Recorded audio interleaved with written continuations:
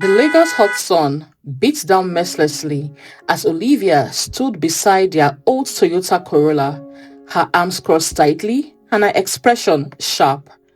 The car had broken down again, this time right in the middle of Ted Milan Bridge traffic. Obinna bent over the open bonnet, sweat dripping down his face as he tried to figure out what was wrong this time. This car is a disgrace, Olivia muttered angrily, fanning herself with a magazine.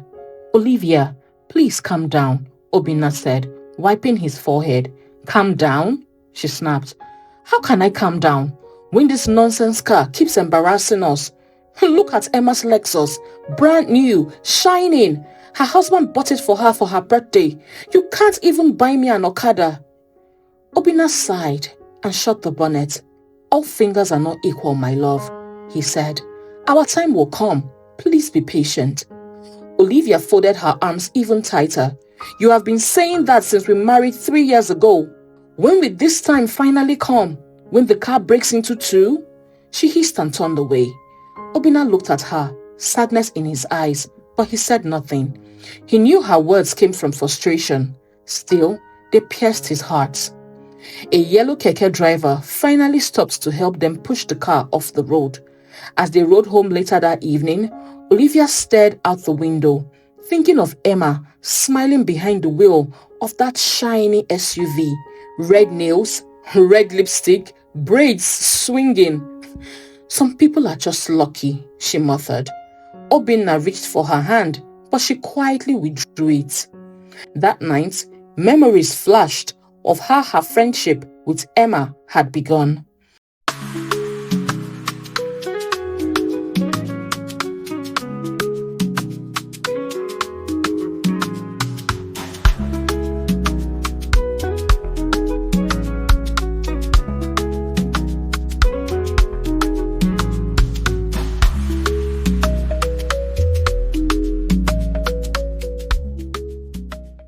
It was during NYSC in Uyo. Both were posted to a government school and shared a tiny corpus lodge room. Emma was lively, always singing, always laughing. They became inseparable. They cooked together, borrowed each other's clothes, and dreamt of what their future would look like. After NYSC, they moved to Lagos, chasing their dreams. Olivia got a marketing job. Emma met Femi at a birthday party. He was rich, charming, and fast. Within a year, they married in a glamorous wedding that trended all over social media. Olivia was the maid of honor, smiling wide for photos, not knowing that those photos would later feed her envy. Obinna came into Olivia's life a few months later. He was kind, humble, and hardworking. He didn't have Femi's money, but he had sincerity. He made her laugh and told her that her happiness was his priority. They fell in love and got married quietly in a church with close friends and family. It wasn't fancy, but it was pure. For a while, she was content until Emma's social media updates began to change things. Emma's life looked perfect. Dubai vacations, eco-hotel dinners, designer handbags, luxury cars.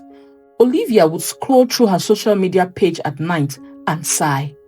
One night, she said to Obinna, "See Emma's husband. He's always surprising her." Obinna smiled gently and replied, "Love is not in the noise, my dear. It is in the peace." But peace did not trend online. A few months later, Emma invited Olivia to her birthday at a rooftop lounge in Victoria Island. Lights, champagne, music, and expensive perfumes filled the air. Femi strutted in wearing designer shades and handed Emma a car key wrapped in a bow. The crowd screamed. "My queen deserves the best," he said loudly. Cameras flashed. Olivia clapped, smiling, but in her heart, she was sinking. That was the night she met Nosa. Tall, well-dressed, confident. He noticed her standing alone. "A beautiful woman like you shouldn't be standing alone," he said smoothly as he stood beside her. She laughed awkwardly. "My husband is around," she replied. "Good," Nosa smirked. "I just wanted to compliment your beauty," he said, walking away. After the party, she received a friend request on Instagram. It was Nosa. "Nice meeting you," he said in her DM. She replied politely with a smiling emoji. That was how it started. Harmlessly, chats about music, Lagos traffic, work, but soon the messages became daily, and then twice a day, morning and night. "You deserve to be treated like a queen," he would text. She knew it was wrong, but she liked the attention. A week later, a delivery man brought a luxury perfume and a bouquet of red roses to her office. "Wow, your husband is so romantic," a colleague had said. Olivia blushed but said nothing. She threw away the flowers on her way home, but she kept the perfume. When she got home that night, she lied that the perfume was a gift from Emma. Obinna smiled and said, "Wow, Emma really loves you." Guilt pricked Olivia, but she nodded and forced a smile. Soon, Nosa sent more gifts: a wristwatch, shoes, a gold bracelet that caught the light. Each time, she lied that the gifts were from Emma. The lies stacked like bricks. She didn't want to leave her husband. She just wished he was richer and more expressive, like Femi. She didn't know that Femi's shine was only to hide his darkness. One afternoon, Emma called, sounding drained. "Olivia, I'm not feeling well," she whispered. "Femi is trying to kill me." "What do you mean?" Olivia asked, but Emma laughed quickly. "Forget about it. I'll be fine." She ended the call quickly. Something felt off, but Olivia told herself that Emma was okay. After all, her life looked perfect on social media. On the other hand, Nosa kept pushing. "Let me take you out," he begged. "Just dinner, nothing more." She refused several times, but curiosity won. One Friday evening, she wore a simple red gown and told Obinna she had a work event. "Be careful, my love," he said, kissing her forehead. She smiled weakly, guilt heavy on her chest. Dinner with Nosa felt intoxicating. He spoke about travels, investments, cars. He made her feel seen and admired. For a few hours, she forgot her worries. After dinner, he leaned in. "Let us go upstairs to my hotel room, just for a drink." Her heart pounded, but she followed. Inside the room, he poured wine and played soft music. He moved closer, touching her hand. "You are too fine to be hidden by an ordinary man," he murmured. Olivia froze. Guilt hit her like thunder. She saw Obinna's tired face, fixing their car, his patience, his love. She stood up abruptly. "I can't do this," she said. "I am going home." Nosa looked shocked, but he didn't stop her. It was near midnight. She rushed downstairs and took a cab home. As she opened the door, her eyes widened. The living room was filled with candles and flowers. Soft music played on the background. "Obinna," she whispered.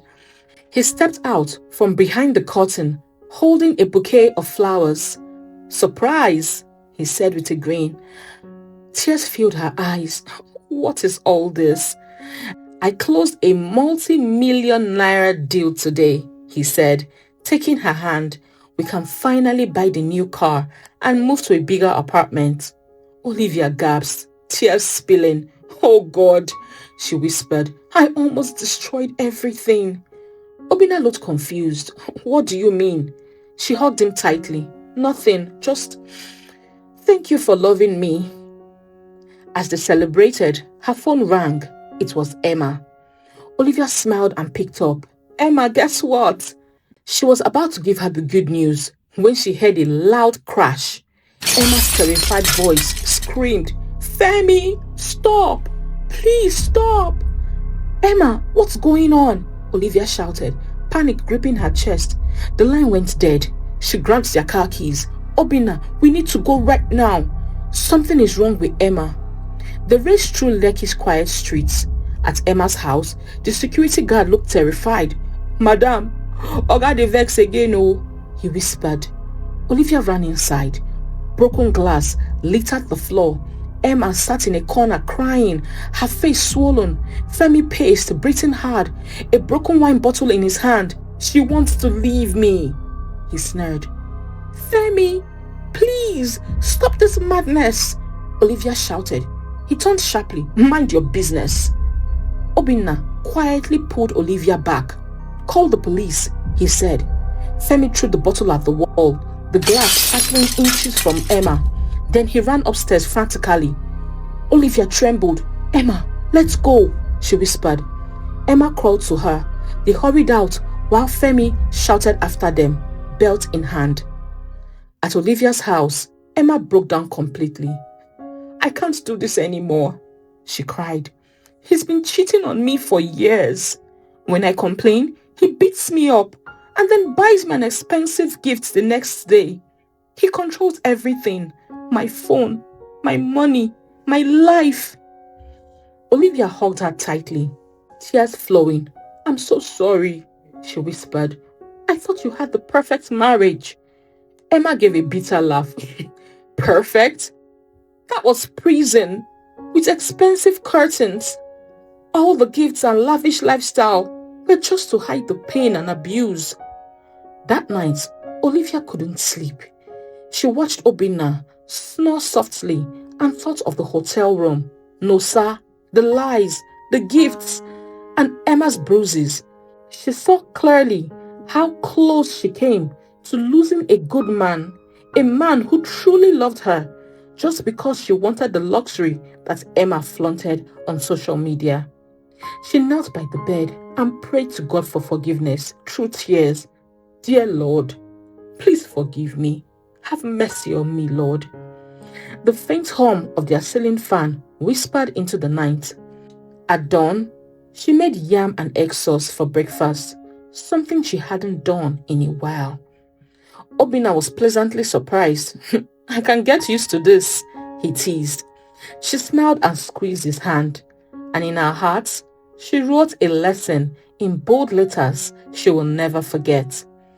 Never compare your marriage to another's, because what shines in public may bleed in private.